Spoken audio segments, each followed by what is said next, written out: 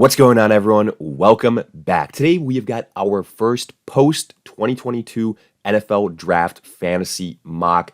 So, it should be really interesting with all of these rookies now having a permanent home. How is this going to shake up drafts coming up for fantasy purposes? That's exactly what we're going to look at today. We're going to do this through FantasyPros. It'll be a 12-team full PPR setup. We've got the 10th pick overall. As far as the roster is concerned, 1 quarterback, 2 RBs, 2 wide receivers, a tight end, a flex, and then 5 bench spots. So let's get right into it. I'm going to try and kind of go over some of the big name rookies that were drafted at the running back position, at the wide receiver position, at the quarterback position as well. Now, whether we're going to end up with a lot of them on our roster, that's TBD. Obviously, here the goal is still to put together the best team possible. So I'm not going to necessarily reach on any of these guys. But with that being said, let's dive into this and kind of dissect some of these selections so far because, it's going to be interesting. I think the first couple of picks are going to be probably pretty chalk. You see Austin Eckler with the 101. Hey, I love it. There wasn't a bigger Austin Eckler supporter, and I stand by that last season than me here on this channel, and that worked out pretty well. So him is a top 3 pick. I love to see it. Now, obviously, that's probably going to be either Jonathan Taylor, maybe Christian McCaffrey. So either way, though, hard to nitpick it at this point in time. Now, something that is worth mentioning with Austin Eckler, you did see Isaiah Spiller be drafted by the Chargers, but he's not really going to be an Austin Eckler, threat in my opinion. So I'm not worried about that. Eckler's still a top 3 guy. I did want to mention that. Then you see Jonathan Taylor, Christian McCaffrey. Nothing too crazy there. Dalvin Cook, Derrick Henry. This being full PPR, I wouldn't have Derrick Henry probably this high. I will say that. I'd probably prefer somebody like a Najee Harris above him. As far as running backs go, DeAndre Swift as well. So that's just something to mention on my end there. Cooper Kupp, the first wide receiver off the board, that makes sense. And then another running back run, Najee, Nick Chubb, Javonte Williams. I do want to mention Nick Chubb going at the 108 when you still have Joe Mixon, when you have Swift, that's way too early. Javonte Williams with Melvin Gordon re-signing with the Denver Broncos. I'm out on Javonte Williams. It's going to be a running back by committee. Sure, Javonte might have earned, being the lead back now, but that split, I think it's going to be a 60-40 split at best in favor of Javonte. So to me, basically, what that amounts to is Javonte Williams is not worth a first-round selection, and I think it's going to be tough for him to return RB1 value. So let's look at our cheat sheet here, see who's available. I'd prefer to go running back here. There's obviously great wide receivers. You look at Justin Jefferson, you look at Jamar Chase, Devontae Adams. All those guys are going to be tempting, but I do want to go a running back with one of these picks. I'm looking at Mixon. I really like him. I'm looking at DeAndre Swift. I really like him as well. I do think this being a PPR format, Swift has the higher upside. He's just a better pass catcher, point blank, than Joe Mixon. I think he's got that Austin Eckler upside. If you're worried about the Detroit Lions having added a lot of pass catchers, which I understand, they draft Jameson Williams, so he's going to be involved, but he is coming off an injury, so we'll see how long it gets to be until he's fully on the field at 100%. But yeah, TJ Hawkinson is back. Amon-Ra is going to be more involved. So there's aspects to it, but Joe Mixon's got to contend with, Jamar Chase. He's got to contend with T. Higgins, with other weapons there as well. So basically, I'm going to go with DeAndre Swift here. I think he's got the higher upside. And let's go to the running back position and add him to our squad. So I feel good about that. Let's kind of see how it plays out afterwards. I do believe we had a little bit of a run on the running back position. I do want to double check that. So, yeah, you see Leonard Fournette being drafted right afterwards. So the Bucks did add some running back talent. It was later on, but you still got some potential there in terms of pass catching abilities. Ronald Jones is obviously in Kansas City now, but I do think Leonard Fournette took a little bit of a hit. Now, you know, I think he can still return low to mid-level RB1 value, so I'd be drafting him in like that second round range. I definitely draft Joe Mixon above him. So then you see Jamar Chase, Justin Jefferson. I was really hoping one of those guys would fall to us. That isn't the case, however, but that's all right. We can get a guy like a Devontae Adams. Now, I do want to, kind of address somebody like an Alvin Kamara here.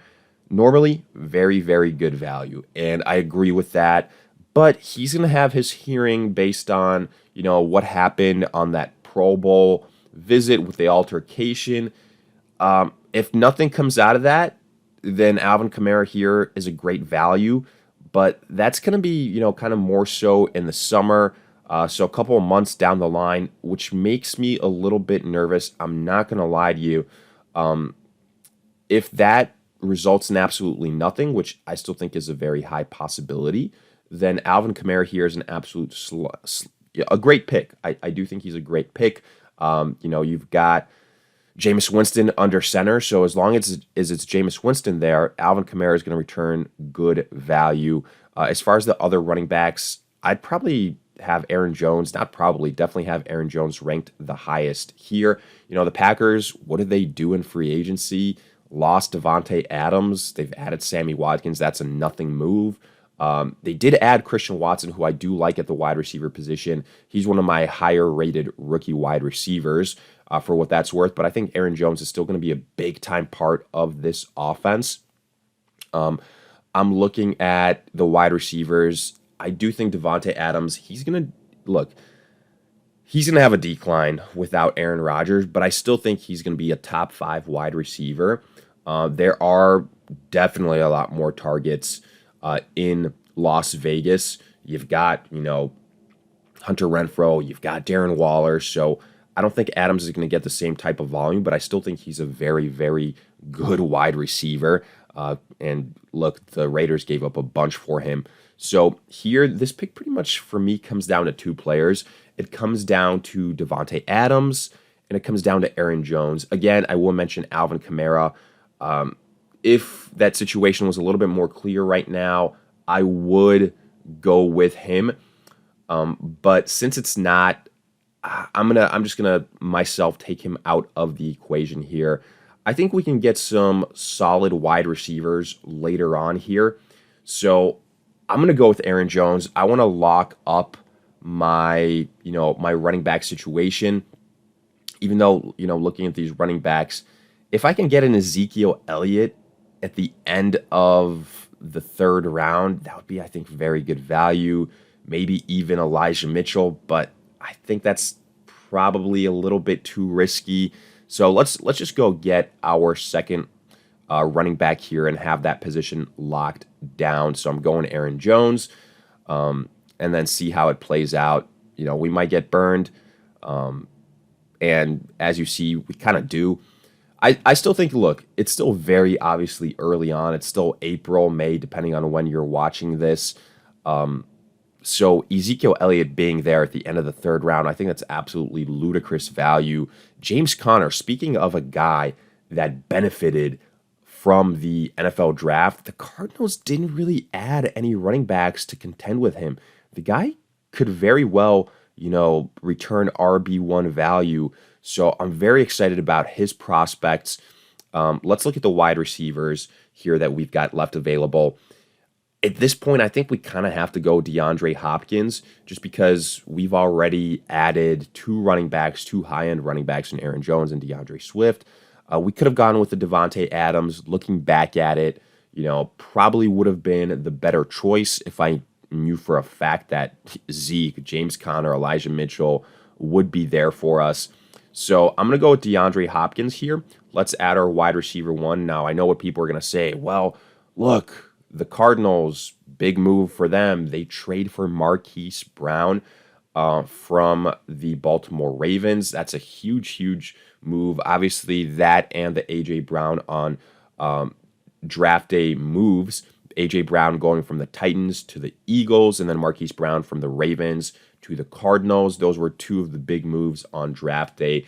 I still think DeAndre Hopkins is the number one wide receiver for the Cardinals. I think in a PPR format, he's the more viable wide receiver. And I do think he has like another very fantasy relevant type of season left in him. So that makes me feel pretty good about taking him there at the end of the third round. Afterwards, you see James Conner, T. Higgins, Kittle, and Pittman go.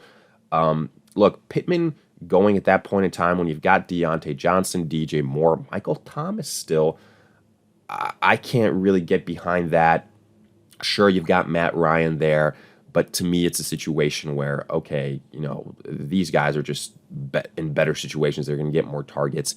DJ Moore, look, the Panthers drafted Matt Corral, but I don't think he's really going to be starting for them. He's kind of just somebody that, in the third round, you draft him in the third round. If he beats out Sam Darnold somehow, great. I think, if anything, he's going to get looks towards the end of the season when the Panthers are just very, very bad. But that's about that. Michael Thomas here is very, very tempting. Yes, the Saints drafted Chris Olave, and I do think he is in a pretty decent situation to potentially be the wide receiver one for the New Orleans Saints. But while Michael Thomas is there, I think he's still the guy. So I have more faith in Michael Thomas, even though I do like the Olave, kind of destination. So right now I'm looking at running backs. Ezekiel Elliott is still there. I think that's a tremendous, tremendous value here at the start of the fourth round. And I think Zeke is honestly going to be one of the best value picks in all of fantasy football this year. I stand by that. I'm saying that now. And even if, his ADP kind of rises by a round and a half, or whatever the case might be, I still think that will hold true. So right now, I quickly want to look at my cheat sheet here. I want to look at the wide receivers that we could potentially end up with later on. Here I look at it. If Terry McLaurin can drop to us, I would be very, very happy with that. I don't think it's going to happen. Amari Cooper, same there. Rashad Bateman now with Marquise Brown out. I think that's going to be a tremendous value. Mike Williams, if he drops to us. So I'm not too upset about this, actually. I'm just going to go with my next best available player at the running back position, no less. So I'm going Zeke here. We've got three tremendous running backs. And let's look at it right now. I have no idea how Elijah Mitchell is still available at this point in time. Yes, the 49ers added some running back help, but that was late in the draft. So I'm not too worried about Elijah Mitchell, honestly. And again, just reminding you guys of our roster. We've got Swift, we've got Aaron Jones, we've got Ezekiel Elliott, and then we've got DeAndre Hopkins at the wide receiver position. So let's see what happened after our Zeke pick, a run on wide receivers. I kind of expected it. So Allen Robinson, Cortland Sutton, Deontay Johnson, Darren Waller at the tight end position. Then you got Chris Godwin, DJ Moore, DK Metcalf, Justin Herbert. So a little bit of a run on quarterbacks. It is worth mentioning that Josh Allen was, I believe, the first quarterback off the board in the start of the third round. Just kind of recapping some of these things. Travis Kelce, Mark Andrews, the first two tight ends, then Kyle Pitts, then Kittle, then Darren Waller. But the start of the fifth round, Jerry Jeudy, Michael Thomas, beginning of the fifth round selection. That's awesome value. Then Patrick Mahomes, J.K. Dobbins, Kyler Murray.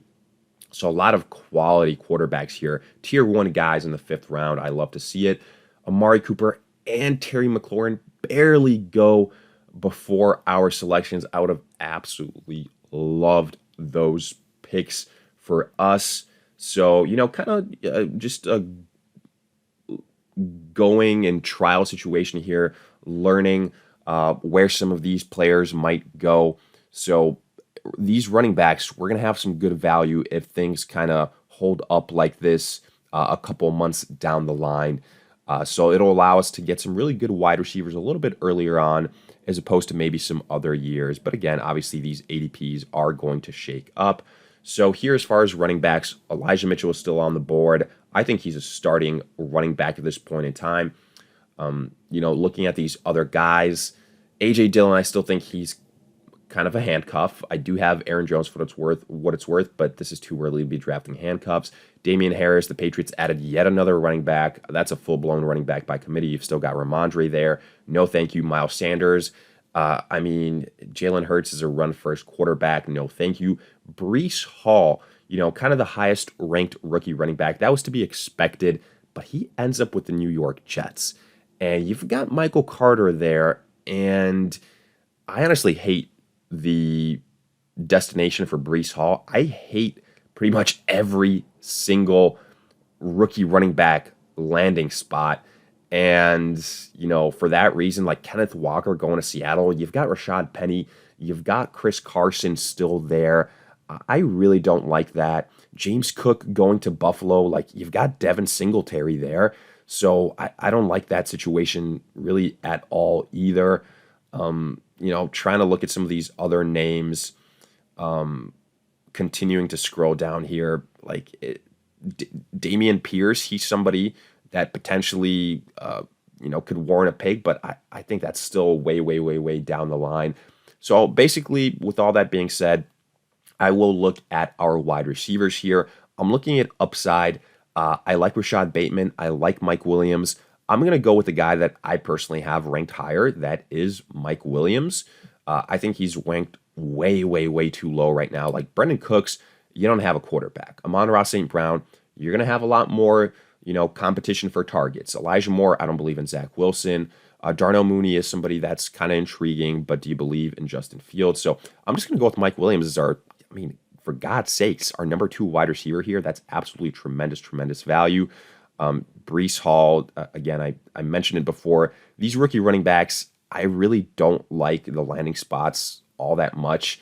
I don't think any of them are going to be potentially starters, really, and RB1s for fantasy football purposes. So that's kind of my 2 cents there. I mentioned I would go over those rookie running backs. The wide receivers have a lot more potential. Like, you got Drake London in Atlanta. You have got Chris Olave in New Orleans. You've got Sky Moore in Kansas City. Christian Watson in Green Bay. Those are some of the rookie wide receivers that I really, really like. We'll see maybe if we can snag one of them up as we kind of conclude this draft, because there's still much more proven guys here that I think are much better values. So I'm going to go with Rashad Bateman here. I think, man, the potential is absolutely through the roof for Rashad Bateman without Marquise Brown now. Like, he could put up wide receiver 1 numbers. He was one of my top wide receivers last year after Jamar Chase. And, he's kind of hampered by injuries, by Lamar Jackson being injured last season. So I think he's an absolutely awesome value right now. I will say getting somebody like a TJ Hawkinson here is also very, very tempting. And I'm kind of, maybe even talking myself into going that way, because there is a drop-off at the tight end position afterwards. You look at kind of the list, and I look at it, you got TJ Hawkinson and then Dallas Goedert, and then it's like, okay, well, I don't like the quarterback situation in Pittsburgh. Dawson Knox, I don't know if he's going to duplicate the touchdown success he had. Gronk still hasn't committed to coming back. Zach Ertz is a sneaky guy. Cole Kmet is also kind of sneaky. So maybe I guess we can wait for one of those guys and kind of add depth. Because, again, TJ Hawkinson is going to have a lot of competition for targets, but I do believe in him. We've already got DeAndre Swift. So, all right, I guess we can chill on the Detroit Lions, but he'd probably be my selection here. Otherwise, I'm just going to kind of, switch things up here a little bit. I'm going to go with Rashad Bateman. I think he's got huge, huge breakout potential. So, yeah, obviously TJ Hawkinson goes shortly thereafter.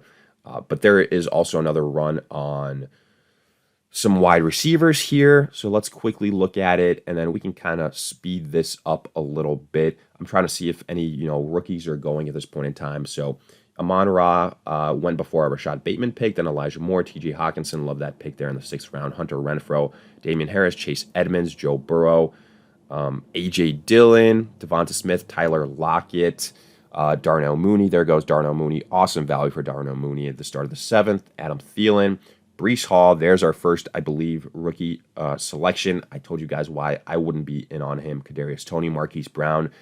Even with Marquise Brown being there with DeAndre Hopkins, I still think that's very good value. Then Tom Brady, Deshaun Watson. Deshaun Watson is somebody that's intriguing, but you don't know what's going to happen there. You would expect Deshaun Watson to be suspended for a period of time. I wouldn't be shocked if it's for half the season. So taking him this early on when you've still got at the quarterback position somebody like a Jalen Hurts, who now has A.J. Brown, by the way, let's not forget that, is questionable. Also Dak, Matthew Stafford, Aaron Rodgers. Let's quickly look at the draft board to see if the teams behind me have quarterbacks. They don't, so now might be a good time, to select one quarterback. Even though there's kind of three that I'd be okay with here. I'd be okay with Jalen Hurts, Dak, or Matthew Stafford. As far as guys that we really need to have at this point in time, at the running back position, Travis Etienne is somebody that's, I think, actually has some really nice breakout potential without, James Robinson, who's going to be, I think, probably he's going to miss a big portion of this season. So, I might go Travis Etienne here, just kind of load up on that. Dallas Goedert is also still available. We do need a tight end. But again, I don't think that Dallas Goedert is going to see as many targets as people think, especially now with A.J. Brown in Philly. And you've still also got Devonta Smith. And again, Jalen Hurts being a quarterback that, is kind of run first. But either way, I'm going to go with Travis Etienne here. So let's go get a guy that I think has huge breakout potential, especially in PPR formats. So right now, we're kind of just going with guys, in my opinion, that I think have, again, some huge breakout potential in their year twos. Rashad Bateman, Travis Etienne. I did expect Jalen Hurts to be drafted. He was the guy that I would have gone with if Travis Etienne wasn't my pick. I think Hurts is another guy that has huge breakout potential with what the Eagles are doing there. The question is, do you believe in him as a passer of the football? You can surround him with all the weapons in the world, but if he's not really doesn't have it as a passer, then makes me a little bit hesitant to say he's going to have that full breakout. Obviously, the reason why people are excited about him is because of his rushing upside, which if it wasn't for that, he'd be much, much lower on these lists, on these rankings. But here, this is actually a pretty easy pick for me. Look, we got to go with a quarterback at some point in time, unless everybody at this juncture has a quarterback, which let me see. You've got Josh Allen, Justin Herbert. There is one team that doesn't have a quarterback. So I'm going to go with Matthew Stafford here and kind of solidify that quarterback position. I think he's, a great pick at this point in time. Otherwise, Dallas Goedert, I mentioned some of the other tight ends that I like. So let's just go and get our Matthew Stafford pick at this point in time. I think he's, in terms of fantasy, probably the best option at this point. So we're going to go with Matthew Stafford. We've got a quarterback taken care of. And then we can just kind of fill out the rest of this roster. Ooh, and I saw a couple of rookies being selected, so I'll touch on that right now. Let's check that out. So after Matthew Stafford, you see guys like, in the ninth round, Chris Olave, there he goes, James Cook. So a couple guys. Basically, I prefer the rookie wide receivers compared to the rookie running backs. Much more so. That's my takeaway from all of this. Zach Ertz goes here in the ninth round. I was hoping he might fall to us. And, I think he's got some nice upside there. Let's again look at our cheat sheet at the tight end position. You've still got Dawson Knox. At this point, it's becoming a good value. And then, we can take a flyer on Cole Kmet later on. So that's something to consider. These other running backs, I think we're absolutely loaded at the running back position. Wide receiver, Robert Woods does get a bump up without, A.J. Brown, but they do draft Treylon Burks. So that's something to consider as well. Drake London, he'd probably be my rookie wide receiver. He'd be in conversation for the rookie wide receiver one. I do think Christian Watson, Sky Moore will have something to say about that. So I do want to mention that. But otherwise, Michael Gallup is also somebody that's, I think, a very, very good value. But right now, I'm just going to go and get our tight end. I'm going to go with Dawson Knox. He's still in a very high octane offense. So let's invest a pick in him here. I like the way that kind of worked out. And now we can just kind of turn our attention to best available player. We can go handcuffs. That's why you see Jamal Williams as a recommendation. Let's see if there's any other handcuffs here that are kind of screaming out selections for us. Tony Pollard isn't on the board, so that would have been my preferred choice. Obviously, that's not the case. Other wide receivers, again, I continue to point to Robert Woods, but I don't love the Ryan Tannehill situation there. Malik Willis was drafted by, by the Tennessee Titans. He had an insane fall in that draft. Could have ended up anywhere. I'm shocked he was still there in the third round. But he basically, unless there's an injury to Ryan Tannehill, Malik Willis isn't getting any playing time this year. The only guy I think really that has a chance is, potentially Kenny Pickett if he can beat out Trubisky, but I don't think that's a guarantee either. And then Desmond Ridder for the Falcons. I think that's going to be kind of halfway through the season, though. So I don't love the situation there. Right now, Alan Lazard, I think, is still a very, very good value. I really do like Christian Watson going to the Green Bay Packers, but I still think Lazard is the number one wide receiver on that team. So I'm actually going to go with Alan Lazard here. I really, really like the upside for him. Let's add him to the squad and then, see what's available to us afterwards. So again, we're seeing a run on some of these rookies. Let's look at the draft board, kind of scroll down, see if anyone went in the third round as far as rookies are concerned. No, not that I see. You see Isaiah Spiller here. I mean, unless you have Austin Eckler, I wouldn't be drafting Isaiah Spiller. Other guys, Drake London goes in the 11th round. That's actually, I think, pretty good value for what that's worth. Gronk with the pick before us. So let's make our last two selections here. Maybe we can throw in a rookie at some point in time. Dameon Pierce, actually, I think he has a chance to start for the Houston Texans, as crazy as that sounds. But I just don't believe in that offense right now. So, yeah, that's kind of my one thing where I'm just like, I don't want to invest a pick in that. Rachaad White, I mentioned him before. I think he's kind of like a handcuff to Leonard Fournette. Brian Robinson going to Washington. It more than anything, what it does is just caps the upside for Antonio Gibson. So I'm not going to running back here. That's why we loaded up on that position. Tight end is a spot where I think I can at this point in time get a high upside guy that I like. That's going to be Cole Kmet here. Let's add him to the team as a guy that potentially if Dawson Knox struggles, Cole Kmet is going to get a just absolute, I think, crap ton of targets this year. So I'm kind of excited about that. I think he's got some nice breakout potential at the tight end spot. And let's make our last selection here. Let's go with a high upside guy. Treylon Burks kind of fits that mold. Garrett Wilson to the Jets. Potentially. I'm looking at some of these other guys. None of them are really all that exciting. Devontae Parker, I don't really think that the Patriots are going to be a high-octane offense in terms of throwing the football. So, honestly, let's kind of end on this note. Yeah, let's add our first rookie wide receiver. That's going to be Treylon Burks. To kind of go in that A.J. Brown role, we'll see. I do think it's going to take some time, but hey, we kind of end up with one rookie wide receiver, so I like the way that goes. Let's see our draft grade. I'm pretty curious. I think we're going to get dinged for the quarterback and tight end position. Yeah, you get a D+. It's absolutely ludicrous for this squad.